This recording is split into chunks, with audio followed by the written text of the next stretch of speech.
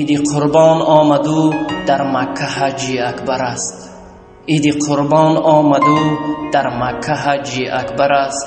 دوستان را تبریک نمودن سنت پیغمبر است.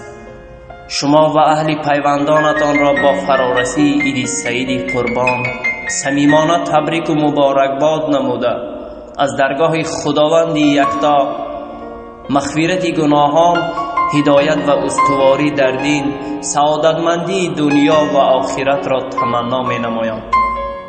بگذار خداوند بزرگ از برکات این لحظه های مبارک همه ما را برخوردار بگرداند.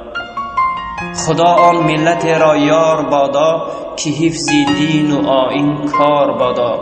خدا آن ملت را یار بادا که حفظ دین و آیین کار بادا. مبارک عید قربان بر کسی باد، مبارک عید قربان بر کسی باد که صاحب مذهب و دیندار بادا.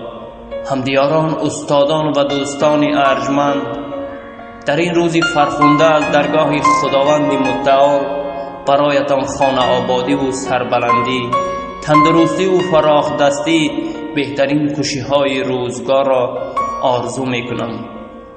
آرزومندم که این عید سعید به خاندان هر یکی شما فیض و برکت، فتح و نصرت و بخت و سعادت را ارزانی نماید. آن خداوندی که در دل نور ایمان آفرید، در شب تاریک بنگر ماه تابان آفرید. تیغ را بر حلق اسماعیل پیغمبر نهاد، بعد از آن بر مومنانش عید قربان آفرید.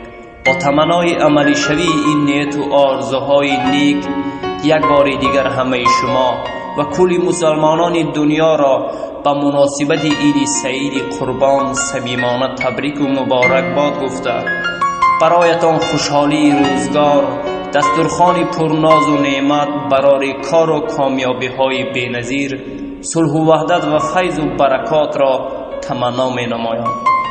بر پیکر عالمی وجود جان آمد، بر پیکر عالمی وجود جان آمد، صد شکر که امتحان به پایان آمد.